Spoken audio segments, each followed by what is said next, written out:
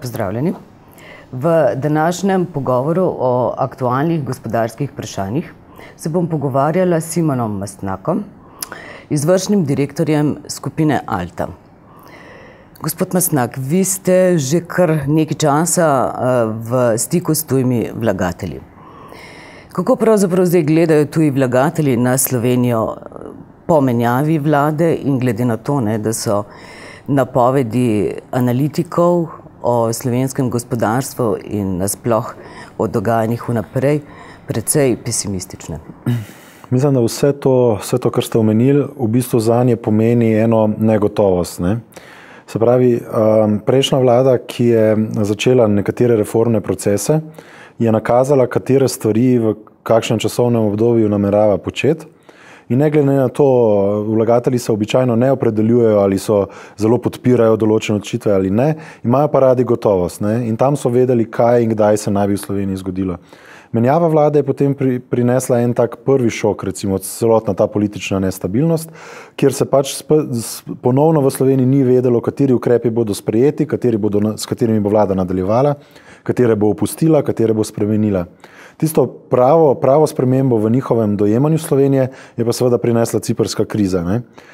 Zelo je zaznati v zadnjem času, da se zelo težko pozicionirajo. Se pravi, da je negotovosti zelo veliko, ker je enostavno scenarijev, kaj se bo v Slovenijo zgodilo, zelo veliko. Od ugibanj, da bodo rešitve zelo podobne kot v Cipru, do ugibanj, da tega bailouta praktično sploh ne bo. Se pravi, ogromno enih možnih scenarijev, ki zelo vplivajo na to, kaj bo z njihovim denarjem. Zaradi tega so trenutno zelo zadržani do naložb v Slovenijo. Kaj pa bi morala narediti recimo zdaj nova vlada, da bi pravzaprav dala neka pozitivna sporočila, ki bi nekako izboljšala zaupanje potencialnih tujih vlagateljev v Slovenijo? Kakšne prve ukrepe, dobro, prej ste omenili pač neko jasno časovnico ukrepov, ampak recimo vsaj en ukrep, ki bi nekako zelo pripomogel k boljšemu vtisu o Sloveniji, Ja, tako je. Zdaj, komunikacijsko seveda tisto, kar je največ možno storiti, je to, da se čim prej pripravi popoln načrt, se pravi, prestrukturiranja slovenskega gospodarstva, pomoči slovenskim bankam, zagona nove gospodarske rasti. Se pravi, da zelo jasno komuniciramo in z domačimi uporabniki, tudi s tujino, kaj nameravamo storiti v kakšnem časovnem obdobju. Nažalost pa mislim, da slovenska politika v zadnjih letih izgubila precej te svoje kredibilnosti. Če pogledate vlagatelje, kako pozorno spremljajo vsako besedo, da ne rečem črko, ki jo izgovorijo v Frankfurtu, Bruslu ali pa recimo v ZDA, potem v Sloveniji je tisto, kar trenutno čakajo, so dejanja. Prevečkrat se je že zgodilo, da je bilo veliko besed, veliko prelitega črnila, na koncu pa ni zgodilo praktično nič.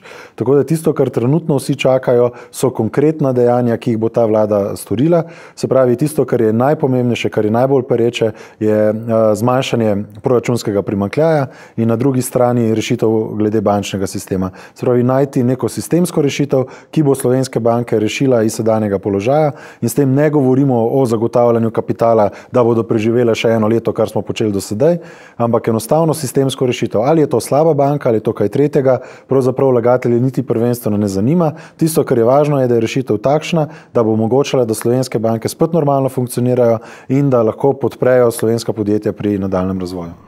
To je že res, ali slaba banka ali druga rešitev, ampak zdi se mi pa, da enostavno ni več časa za iskanje drugih rešitev. Čisto osebno se strinjam, dopuščam pa seveda, da ima kdo tudi kakšno drugo možnost, kakšno drugo rešitev, ki smo jo zaenkrat spregledali. Vsekakor je pa res, da časa za iskanje tega praktično ni več. Ukrepi se morajo začeti že v prvi polovici letošnjega leta, tako da če ni kakšne druge boljše rešitve, enostavno je potrebno zagnati, tudi operativno zagnati projekt slabe banke. Recimo za prihodnji teden vemo, da je napovedana izredna seja parlamenta na temo sprejetja zlatega fiskalnega pravila v ustavo. Zdaj, a bi bilo to recimo lahko eno od prvih pozitivnih sporočil, v primeru, da bi bilo to sprejeto?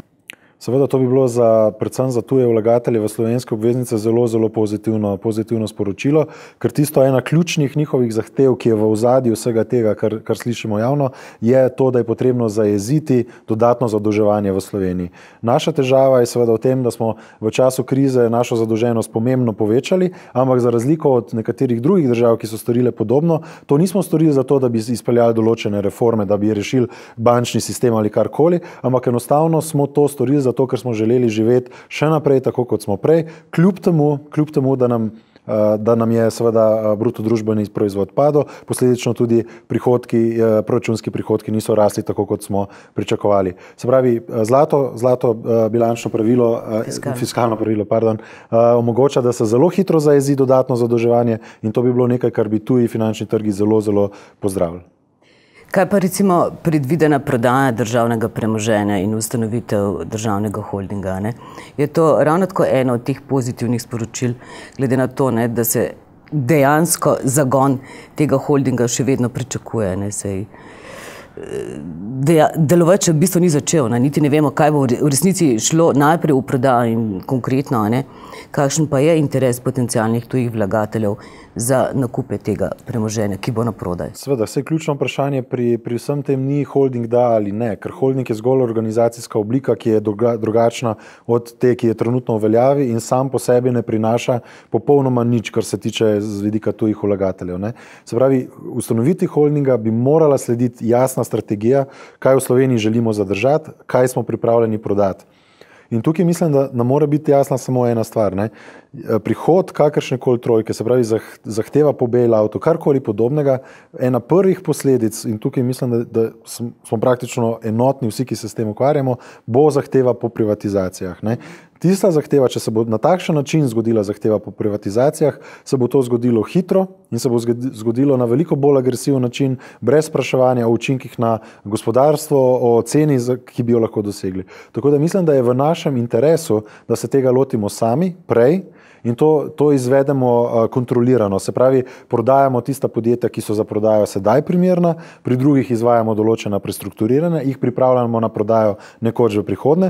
Tretja, ki so pa za nas tako zelo strateško pomembna, pa seveda ne prodajamo, ampak jih bolje upravljamo, kot smo jih upravljali do sedaj. Mislim, da vse to, kar sem zdaj povedal, pomeni, da holding potrebujemo, ker je vse to možno izvesti veliko bolj učinkovito, kot v ureditvi, ki je veljala prej. Seveda pa sama, kot sem rekel, ustanovitev holdinga, se pravi operativni zagon holdinga, sam po sebi še ne prenaša tistih rezultatov, ki si jih želimo. Kaj pa z vidika povpraševanja, recimo potencialnih tujih vlagateljev, za katere panoge oziroma za katera konkretna podjetja pa obstaja največji interes za prodajo oziroma za nakupe? Trenutno je daleč največ interesa strani tako imenovanih strateških vlagateljev. Se pravi, to so vlagatelji, ki bi želeli prevzeti kontrolo nad celotnim podjetjem v Sloveniji. Katera podjetja slovenska? To je pa težko komentirati v tem trenutku. Ja, to nas najbolj zanima. Ja, ampak... Ja, recimo, saj vemo, pojavljajo se pač različna konkretna imena, ne? Ne, tukaj je v bistvu mogoče tok malenkost drugačen, kot si morda večkrat kdo predstavlja. Ne. Tukaj predvsem do interesa vlagateljev pride takrat, kadar nekdo da jasen signal, da je nekaj pripravljen prodati. Ne. Se pravi, ker je prejšnja vlada javno povedala, da želi prodati 3 podjetja, je jasno tudi se pojavil kakšen interes za ta 3 podjetja. Če bi se prodajala katera druga, bi verjetno bil interes tudi zanje, ne, zdaj ali večji ali manjši, to je drugo vprašanje. Ampak običajno interes sledi neki akciji s strani potencialnega prodajalca. Ne? Ker to, da vsi gledajo podjetja v Sloveniji, je seveda dejstvo, ampak če nekdo ne pove, da prodaja nek pomemben paket, potem je jasno, da se ne bodo kupci kar sami od sebe oglašali in spraševali. No, pa še zadnje vprašanje, čisto konkretno, ne, o tej prodaji, ne, konkretnega paketa, govorimo o Mercatorju, ne. Zopet je pač kar več kot polovični delež Mercatorja na prodaj, ne. In še vedno ne vemo, ne, ali bo dokončno speljana ta prodaja ali ne. Ja, seveda še vedno ne vemo in po vseh teh neuspelih poskusih je v bistvu za upati, da bo sprejeta rešitev ali Mercator sedaj seveda dokončno prodati, ne.